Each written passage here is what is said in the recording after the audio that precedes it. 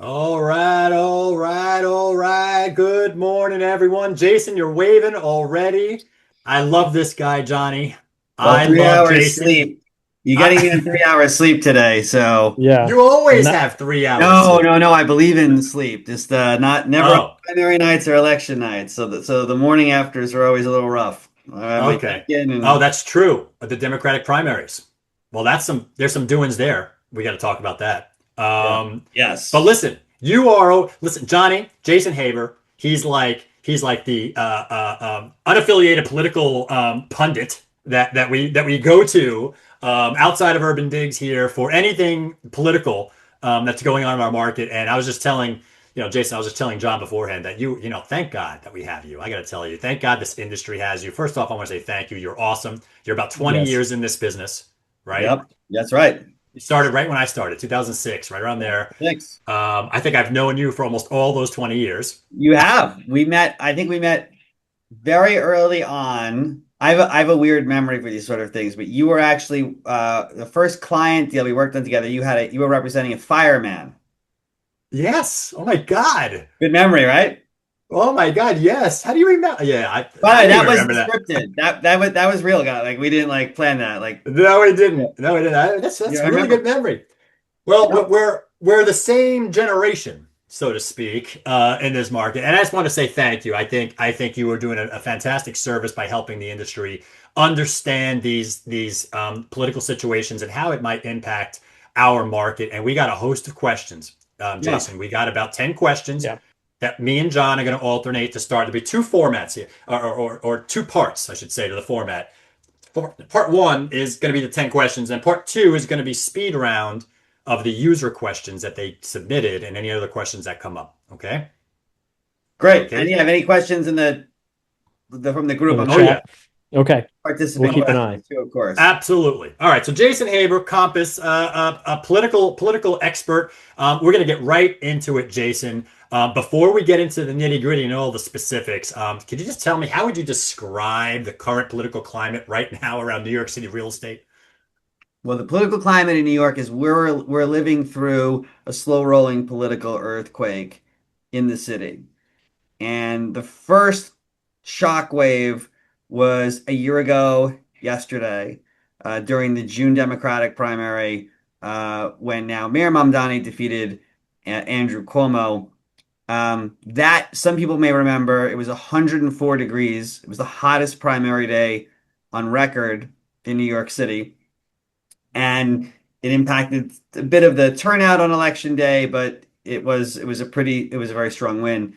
The question going into this cycle was how much of that carries over into the local elections, state assembly, state senate, congressional, which were up yesterday.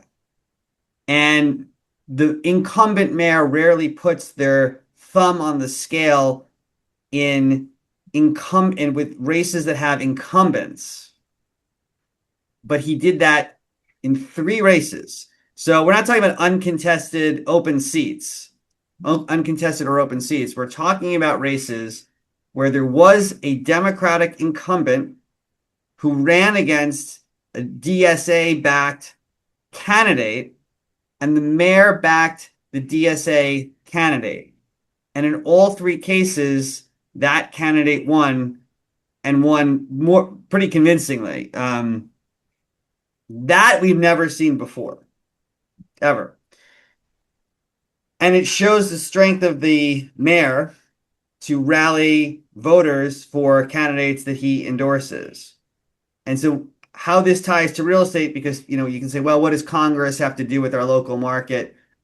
So what happens now politically is what follows.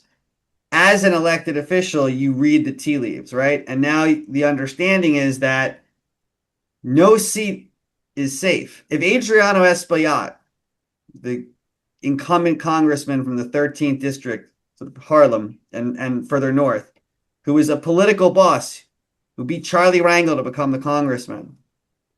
Well, Charlie stepped aside, but he succeeded Charlie Rangel, I should say. This is a watershed moment for someone like Adriano to lose, particularly to someone who's not known, wasn't known in the community. He's 32 years old, very controversial comments in their past. Putting that aside, it was a watershed moment. And so the problem now is elected officials, if you're reading the tea leaves, the concern for our industry, taking this back to us, is that the policy lurches further to what the DSA positions are, because incumbents are now worried about challenges that could come in the future. One of the key things from last night was when Hakeem Jeffries was shown on TV, there were chants of, "You are next. You are next." Now, Hakeem Jeffries is on the precipice of becoming not just a Speaker of the House out of New York, but also the first African person of color to be the Speaker of the House. And the optics are of an all white crowd chanting to him, "You are next, you are next." And basically, Jabari Brisport, the state senator, basically saying he's going to be primarying him in the next cycle. So where this goes all is concerning, not just because of these 3 election outcomes that were in a silo, but because of what it could mean for the body politic of this city and the reaction to last night and the kinds of policies where we may move towards. Whereas if the incumbents won last night, other incumbents wouldn't have been as threatened. So that's the political backdrop where we're at. Gotcha. So if you look at if you think about what these recent primary results suggest, what does this signal, just taking it back to why we're all here today, what does this signal about the direction of housing policy over the next few years? Yeah. So it's interesting. YIMBYism, so yes in my backyard, which is what we really need to see to increase supply, does tend to attract those across the political spectrum. The NIMBY versus YIMBY break tends not to be based on where you are in the political curve, but where you are in demography. Meaning, everyone says, let's build more, but don't build it by me. Right? That's the NIMBYism. Now, but even to those on the far left have acknowledged that we need to build more. However, how we get there, how we build, with them in power becomes a different conversation and a different narrative. But there's also some other things about development. Like, we know in our industry, we know that we have a supply crisis. I mean, you have to live under a rock to not be able to acknowledge that, right? Okay. Now, the interesting thing about right now is, because people say things like, the issues have moved against our industry, and that's why we're getting like all this incoming fire from policymakers, is actually the reverse. What's the top issue right now in this city? Number 1 in every poll. Well, affordability. Affordability, okay? And guess what? We know the answers to affordability. It's not to freeze rent. It's to increase supply. It's to get changes made to 485X. It's to get changes made to HSTPA. It's to get changes made to the FAIR Act. Like, we actually know what works. And we need to start as an industry putting out a counter narrative, but one that's aligned with what voters care about. So we as an industry have to acknowledge what John just said. Number 1 issue in the city right now is affordability. But where we're losing the plot is that we're not out there saying, here are the 5 things we could be doing right now to solve for affordability. And there are 5 different things that the mayor is talking about. What's today? Tomorrow, the mayor's going to get his rent freeze. So tomorrow. The mayor's going to get his rent freeze tomorrow when the Rent Guidelines Board votes. Now, I hope to be part of a law. I presume there'll be lawsuits about this, which I would be happy to help in, because I think process has been violated. I think the Rent Guidelines Board hasn't followed their fiduciaries. But that aside for a sec, mayor's going to get a huge win tomorrow because he's going to get to say, I froze your rent. Now, of course, this only applies to rent stabilized apartments. And there are going to be a lot of his followers who are going to be like, wait, my rent's going up. You know what I want to do? I want to go through all of the candidates that have advocated for freezing the rent and for the FAIR Act, go into their districts, and since they were elected, and let's track how much the rent is up in their districts to show that it's not working. Like in January, we hit a new rental high. In March, we hit it. Do they know it is from the rent regulations of 2019, or do they not know this? There's no acknowledgement of that. So is it denial that it's not from that, or that they just genuinely believe it's from something else? Like, no, so there is a large contingent of folks who do believe that HSTPA was a wild success. I'm serious, wild success. Because it empowered tenants, right? Like, when a tenant left, that apartment was not going to be subject to vacancy decontrol. They saw that as a huge win. They saw the AMI changes as a huge win to keep rents down. Of course, it kept rents so low that it no longer made financial sense to renovate the apartments. And so that's why you have 50,000, probably even more at this point, apartments that are simply sitting vacant. What I've said, I don't know what you think about this now. I said you should allow landlords to rent stabilized apartments to accept Section 8 vouchers at the Section 8 voucher cap, which, not in Manhattan, but in most of the other parts of the city, is actually higher than the rent stabilized cap.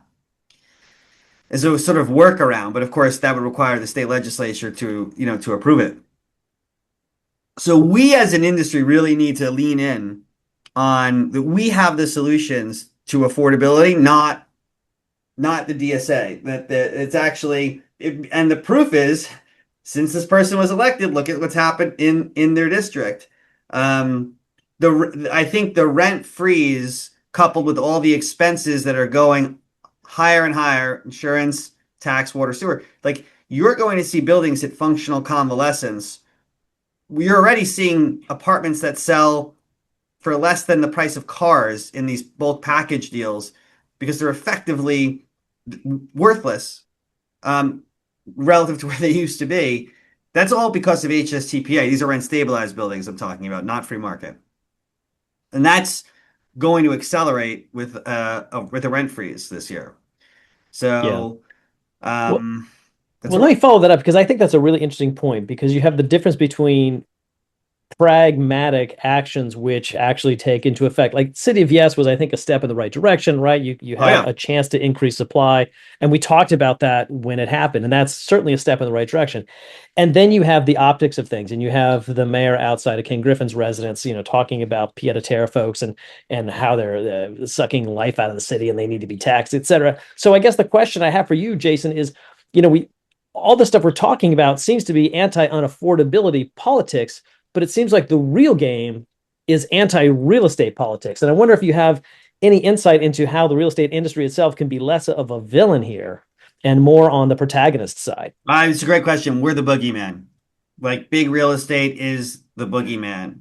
And we've made ourselves the proverbial target. And we need to change the narrative really, really quickly as an industry.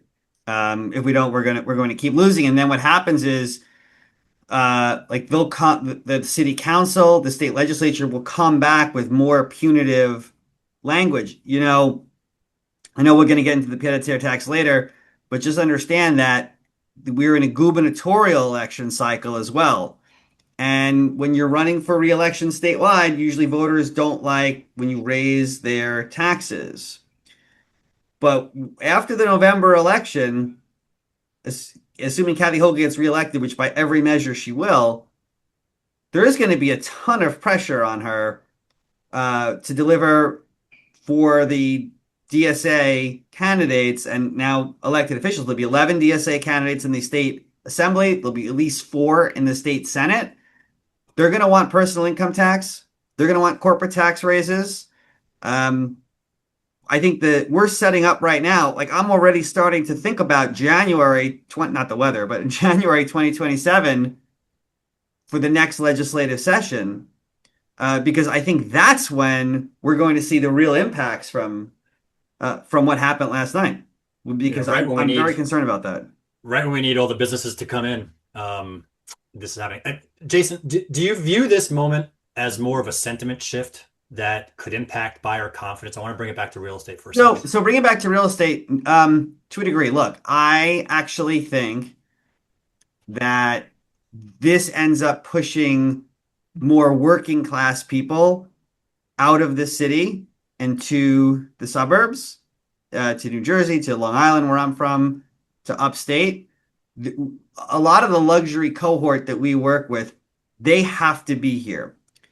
One of the magic tricks that New York has pulled off is that it doesn't have one magic trick. Like if I say LA, you think of Well, I think of Hollywood, movie Hollywood. stars. Okay. Now, if I say The Detroit, Lakers, if I say Detroit, you think of Well, Lions, Motor City, not sports, Rust Belt. sorry, cars. Yeah. cars. Yeah.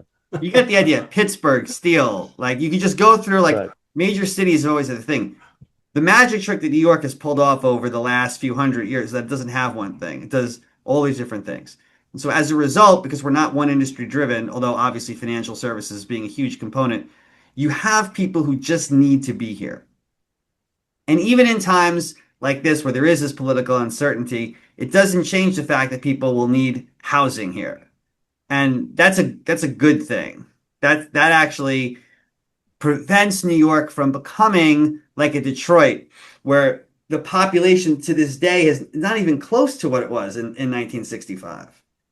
And population, just a little urban history here. Population is everything when it comes to the future of cities. You can actually track this, even with New York.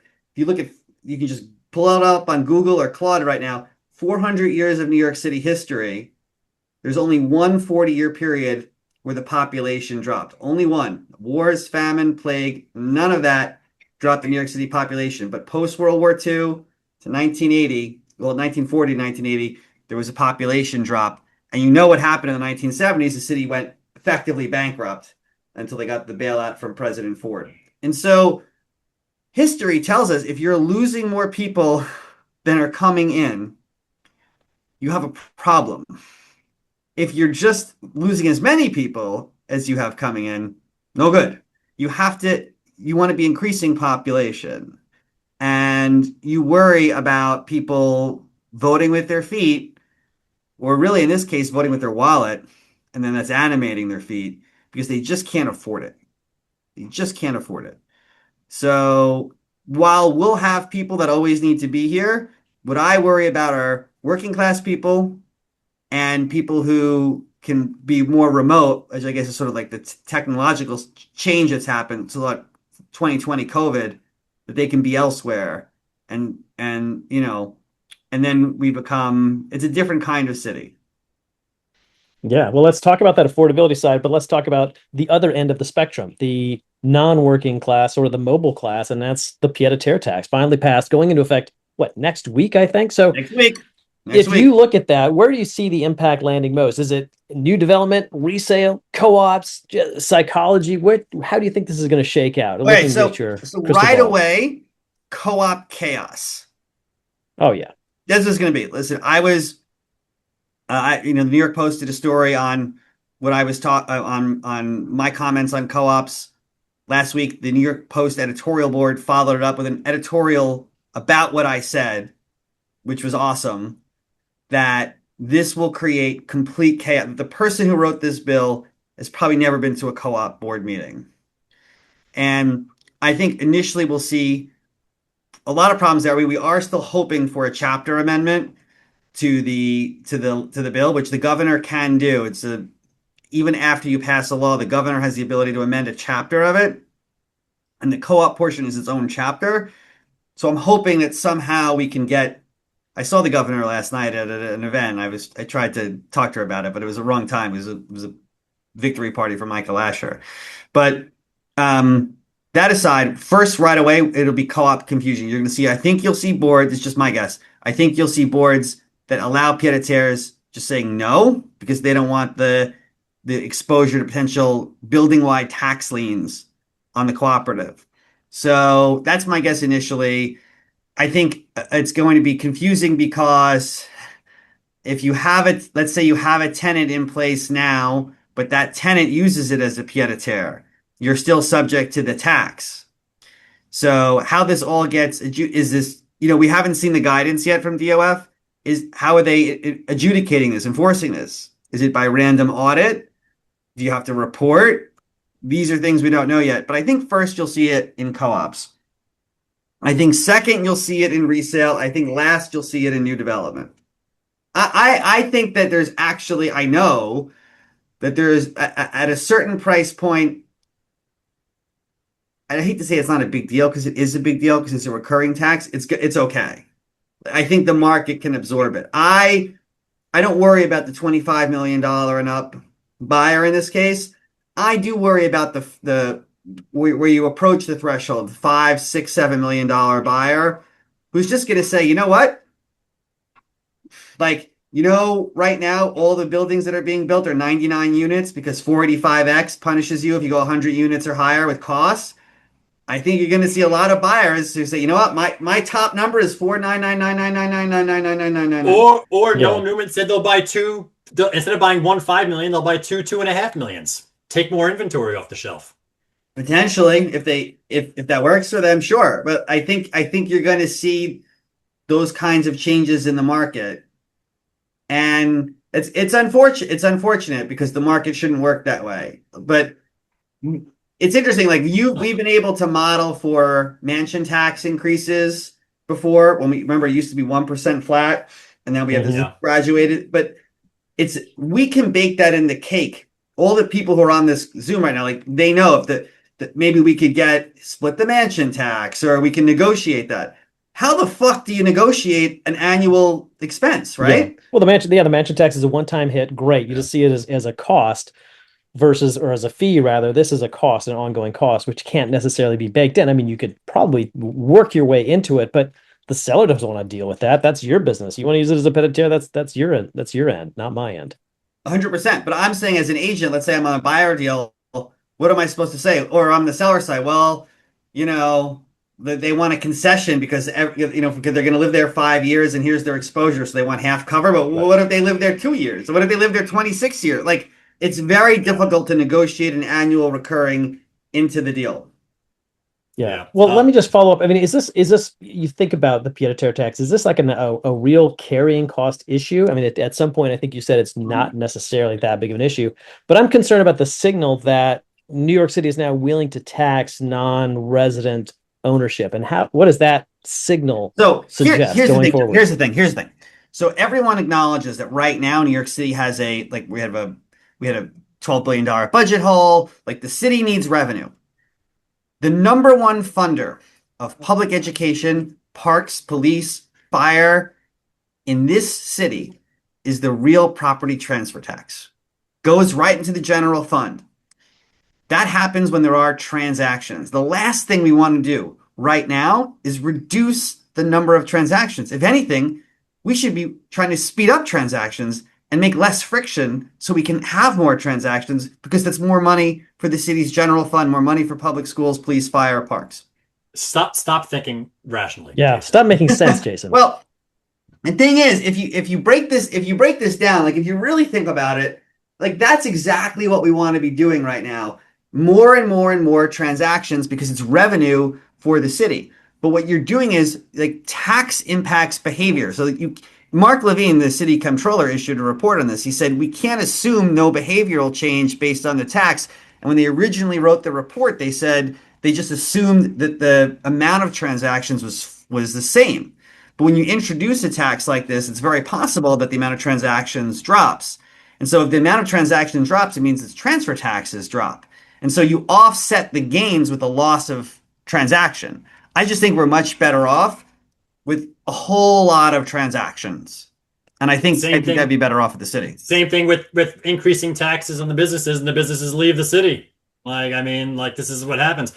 I want to talk or ask you about second order effects of this pied-à-terre. I want to stay on the pied-à-terre just a little bit longer. You think of primary order effects, second order effects, guys. A good example of this is surging oil prices recently. The primary effect is inflation. The secondary effect is like demand destruction, right? That's how it works. First the inflation, then the demand destruction. So now that we talked about the primary effects of the pied-à-terre, what are the second order effects here that agents might be missing, like inventory buildup, pricing pressures, or are there new maybe opportunity pockets because of this?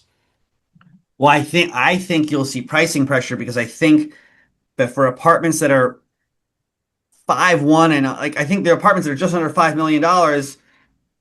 What like someone's going to try to get that for 4.99, and I think you're going to have trouble around that. I think it's going to become a weird pocket in the market to be just over 5 million on a listing. So I think you're going to find a lot of apartments no longer pricing there, and that's a government made shift. That is not the market speaking. That is the market responding to a government. Right. The market will always respond and then figure out a way around. That's the thing that these politicians don't understand. You can make the laws, make the rules, make the regulations, regulate everything. The markets will find its way and find the areas of least resistance. Right. So that's what I think we'll see. So I just to follow up on that, because I think this is actually a really interesting point. Do you think this could actually create a buyer's market in some specific areas rather than the entire luxury market? Hey, look, I'm not a pied-à-terre buyer, but like, what business is it of the seller? You know, right? Like, right. Maybe I can buy for less now. Absolutely. Gotcha. All right, moving on.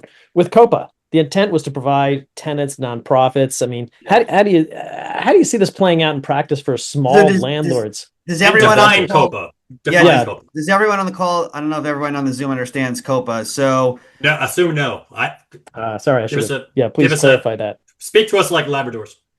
So, the COPA legislation, which was first passed the city council last year, but vetoed by Mayor Eric Adams, provided for multifamily buildings, 3 or 4 family or higher, when they meet certain trigger qualifications, before you and I go to list them, the city gets the building information and financials and offers it to qualified nonprofits who then have an opportunity to buy the building.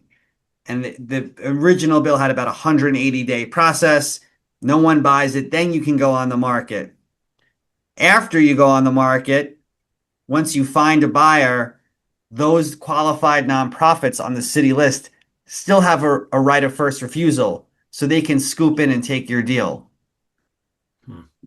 So the bill was defeated. Well, sorry, excuse me. The bill was not defeated. The bill passed the city council by a very comfortable margin, but the mayor vetoed it. They did not have a super majority to override their veto. I know people like to knock REBNY all the time. REBNY did an excellent work on this, I should say. But now it's back. So Councilmember Nurse has introduced a new bill, and we're going to have a hearing on it later this year. And it's more narrow now than it was before. Most likely, we're talking about a universe of what used to be 70,000 buildings that could have fallen under COPA to just a few thousand. So it's much more constrained. Of course, if you're selling one of those buildings, you have to go through this process. But that's the concern is that there'll be this chilling effect. Because why would buyers want to go through the whole process, do due diligence, spend all this money on time, legal, professional expenses and time, and then for the last minute, someone else can just come in and say, all right, awesome, you did all the due diligence. You say it's good. You're a real estate professional. We're going to buy it. I'll take it. Not only that, think about how much corruption. This is like, because the nonprofits are allowed to have partners, by the way, so they can JV. Who's to say who's behind all of these? And like, it's rife with potential fraud that I don't think has been. Maybe that's why it was designed. Yeah.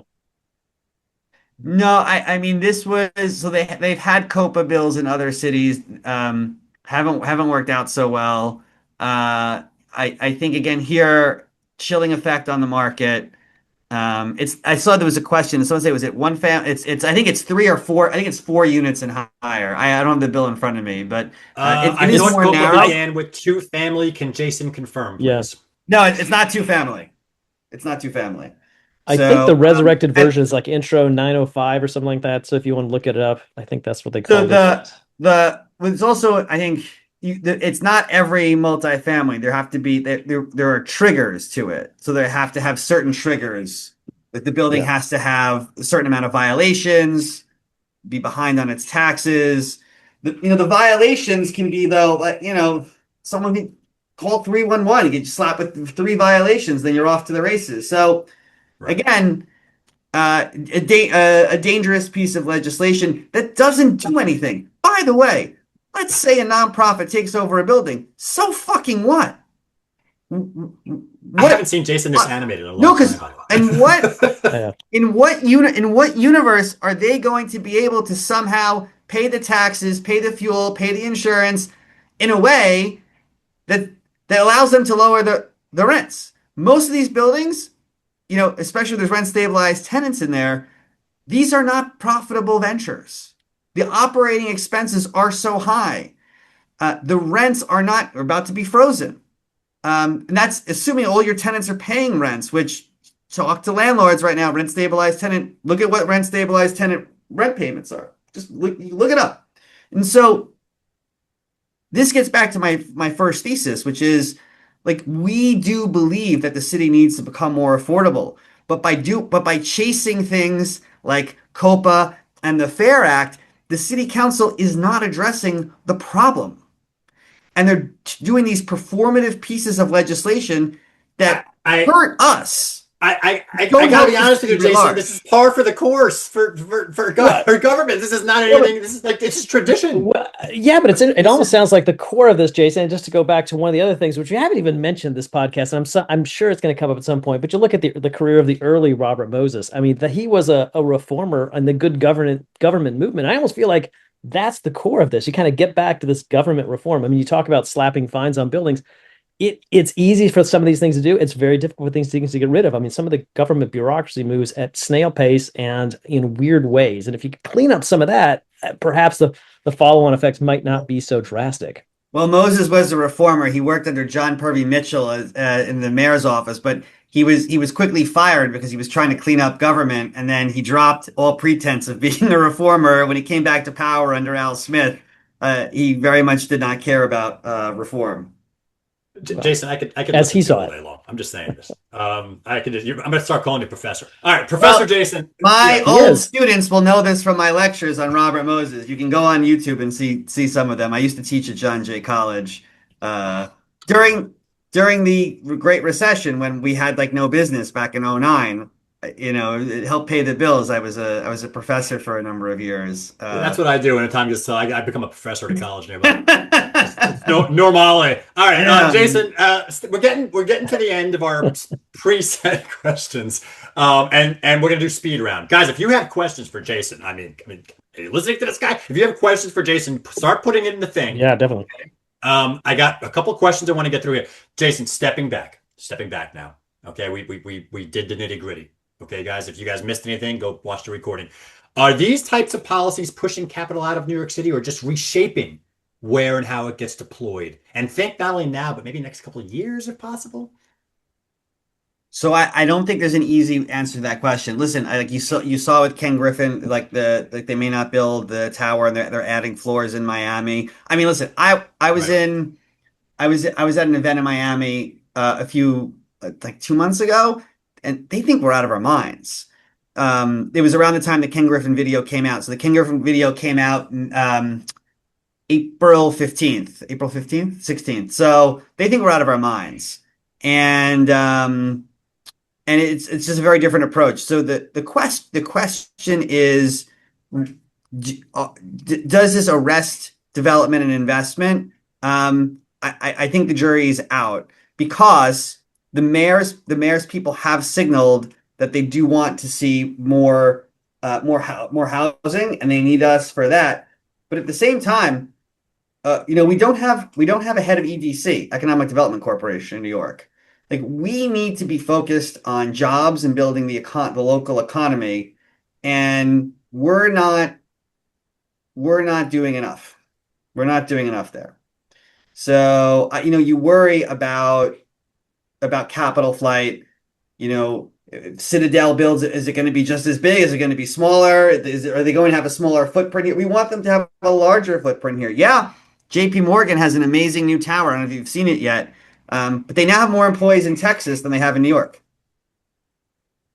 Yeah. I mean, I think that says enough. I mean, you talk about how New York originally was not necessarily known for any one specific thing. It kept revolving, but I mean, finance really has been an identity for a long time, and to think that that's slipping away is a little bit concerning.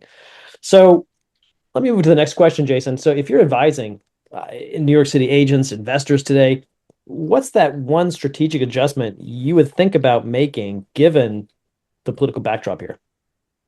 well, first of all, I tell every agent, which they should do today if they haven't yet, go on to the Department of Finance website for all of your listings and look and see what the DOF market value is for that home. Because you should know of every, I mean, obviously if it's a smaller listing, not necessarily, but you should know if your home qualifies. I've done this with about 30 agents so far, and just yesterday we had one that had a DOF market value of 996.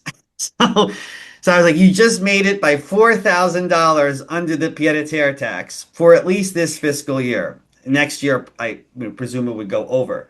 But you need and so what was great was that agent can now go to the buyer, said, oh, well, I'm going to have to pay the pied-à-terre tax, so we got to get a lower price. She can now say to that buyer, there's no pied-à-terre tax. This apartment doesn't qualify. So you need to know that. So first of all, agents need to be armed with this kind of information. And it's confusing because you go to a DOF tax bill and you see assessed value and you go, aha, this is forget the assessed value. DOF market value, which has nothing to do with actual market value, which I know is so confusing. So that's the first thing. And then the second thing is, to our earlier point, you do want to find where those, especially working with a buyer right now, you do want to find where those pockets of opportunity can be, particularly if you're around the $5 million price point. Okay. Last question and then speed round. Jason, what is the biggest misconception right now about New York City politics that may be impacting real estate, and what reality should agents communicate to their clients? You ever see Hamilton, the musical? Of course. It's awesome. So there's a line, every action has an equal and opposite reaction, right? I'm not going to sing it because I'm losing my voice as it is. But the truth is, the political winds never blow one way. I've been doing this long enough. I was an intern for President Clinton's special counsel way back when. I've seen a lot over the last 25 years, and this idea that it's just going to keep going one way, it never is the case. There will be a reaction to this, and I think we're going to be a part of that somehow. I don't know how yet, but I would be cautious against betting against the city and against betting that this just goes on and on and on. I bet that it will come around. I know it will. Okay. I just don't know when. This is great stuff, guys. You're getting good ammunition here for conversations with your clients. So this is why I love Jason. All right, so we're gonna get to speed round. All right, guys, this is your last chance to ask questions. By the way, if you have questions that you want to ask, you got about 10-15 minutes left, and that's it. Jason's gonna go. You got a chat right there. I have a list of questions here. Johnny, are you ready? We're gonna alternate these speed round questions. Okay. Let's All right. go. Jason, there's one rule to speed round. We got to do 60 seconds or less answers. Okay. Got it. Some of them might be overlapping. That's a warning for me. I get it. It's not easy sometimes, but you know what? Do what you got to do. All right. Okay. Hit me. What did the Democratic primary tell us about the future direction of New York City housing policy?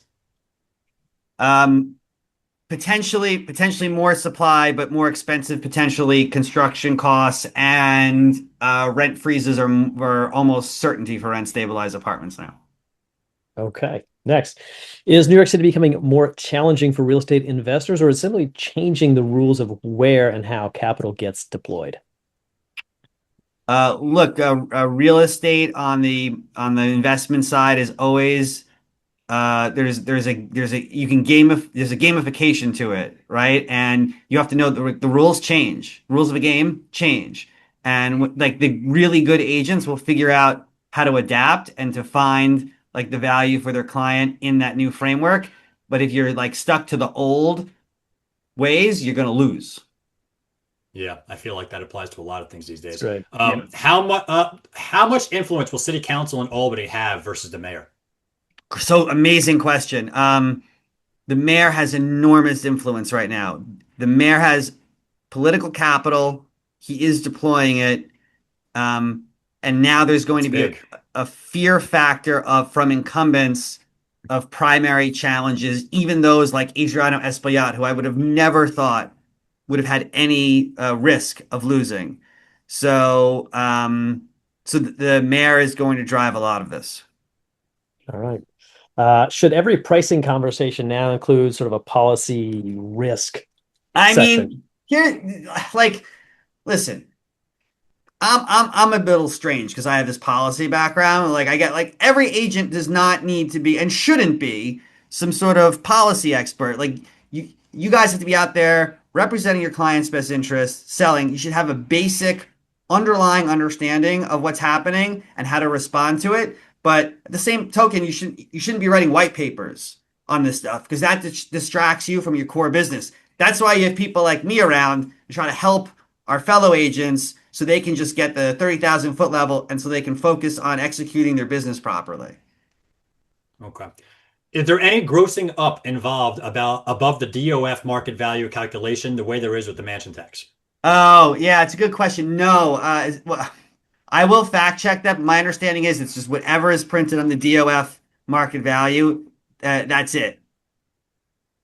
Okay. No one's asked that before. It's a really good question. It's a great question. I mean, thank you, Ray. Yeah. That was in the chat. So please keep them coming because that was a really good Yeah, one. keep it coming. Helena asks, do you think that the paying property tax on $9x million That's a Griffin related question, I think. Oh, But go okay. ahead. So let's move on. Well, the question is, do you think it's fair for Griffin to pay 9 million or so in tax on his place, generally speaking? I mean, 238 million. I mean, I don't. I. I mean, I think you're going to have a pretty high tax bill when you pay 238 million for an apartment. So I mean, 9 million a lot is high, but so is 238 million. Okay. Which property types or investment strategies appear most exposed and which may benefit? Which are most exposed from what?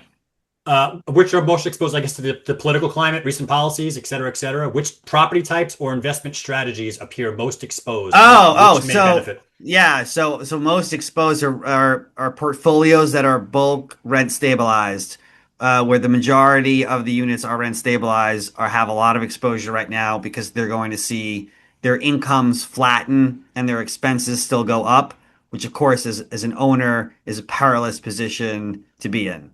So that's really where there's a lot of like risk exposure. Got it. Going back to pied-à-terre tax for a moment, could you talk about what some unintended consequences or opportunities that agents could be watching?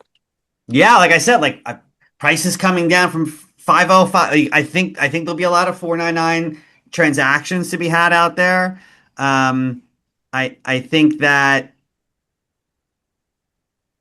I think you're go- I think you're I think you may see more non-pied-à-terre tax buyers coming in because they think they can get better deals now. I don't know. What percent of buyers are pied-à-terre? They said 13,000 transactions a year. I'm sorry, 13,000 homes a year originally. And now they're saying around 10,000. But I don't know how many that is per year on a transaction count. So if it's 10,000 total, how many of those could it be per year? It's just got to be a small fraction of that. Right. Okay, let's see what I got here. What should agents be telling buyers, sellers, and investors today? Oh, sun's up, beautiful day in New York City. It's one of the few cities in the world where you can walk everywhere. We have the best livability, best quality of life. Great jobs. Those things don't change. The politics will take care of themselves and we'll guide you through it so you get the right home. All right. This sounds like a final question, but I'll still leave it open. But Jason, I mean, if you could give one piece of strategic advice to agents and investors navigating not only the political market, but also, the political environment rather, and also the real estate market, what would it be? Any adjustments they should make now to stay ahead of things? Or what's that one piece of advice that you're sharing these days? I'm gonna give you two pieces of advice. The first is for the 70 people or so who are with us right now, please vote in June. June is the new November. People say things like, we've been outnumbered. I just want to be clear. Go to the DSA NYC website. There are 14,350 members, paid members of the DSA. There are 14,200 members of REBNY. We're not outnumbered. They vote, we complain. They vote, we complain. If we vote and get our friends to vote and get our colleagues to vote, we can turn the tide way faster. So that's the first thing I'd say to our agent community. And then to clients, I think an informed agent can communicate all of this properly and ensure that that their goals are met. But it does take some education and information for the agents. We can no longer have our heads in the sand and just blow it off like, oh, it's fine. It's not that it's fine or not fine. It's that buyers can take bad news, but they can't take surprises. So if you can convey all this properly, no surprise, no problem. Yeah. This is a great point. This has been fantastic. Jason, I love you. I love you. Thank you so much for coming on this show and sharing. This is all for you guys out there, guys. We are an intelligence company. We will continue to do intelligence things so you guys stay ahead of the curve. And people like Jason Haber, we're just honored that you come on the show and take your time out of your day. You don't have to do this to share your thoughts and help others guide this mysterious complex market that we call New York City real estate. I hope you guys will contact Jason and say thank you. You never know when you're going to do a deal with your colleagues, guys. Relationships are key. And consider joining NYRACC, which is our local chapter here at the American Real Estate Association. We have great exclusive events only for NYRACC members. What's going on with that? What's going on with NYRACC? Yeah, NYRACC update. The NYRACC, we lowered it's $250 a year. We have exclusive events. We did an event with the city planning commissioner only for NYRACC members. We just did one with transportation alternatives. We did a whole urban mobility forum. We do lots of events during the year. We give you access to elected officials, thought leaders, urban planners, lectures, only for NYRACC members. So I hope you consider joining. That's our local chapter of the American Real Estate Association. I'm so proud that we're now over like 30-something thousand members in all 50 states, growing rapidly, and we're building a national force. But it is focused here in New York City because of our work with NYRACC and our advocacy work here and around the country. And thank you, Nikki Beauchamp, for putting that link in there in the chat of NYRACC. Thank you very much, Nikki. Appreciate it. Yeah, so I'll just read it off. It's www.ny-rac.com.